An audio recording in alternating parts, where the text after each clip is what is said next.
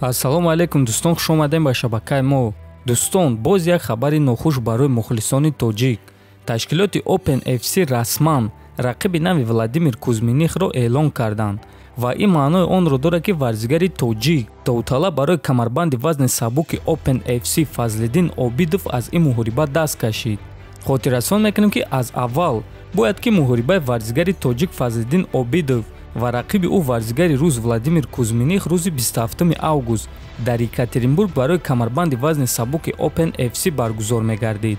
аммо чӣ хеле ки мебинем ин муҳориба барҳам хӯрд ва акнун ба ҷои Фазлиддин ба ин муҳориба варзигари бразилӣ Андре Агусто мебарояд ва бо Владимир Кузьминых муҳориба мегзаронад.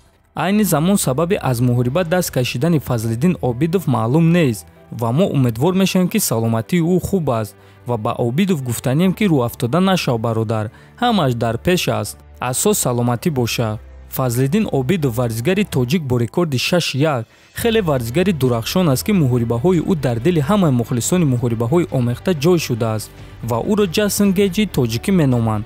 барои чӣ? барои ана ҳамин кор. Обидов муҳорибаи охирони худро рӯзи 22 май зидди Артур Малхасян гузаронда дар муҳорибаи хеле дурахшон ва вазнин ғалаба ба даст овард.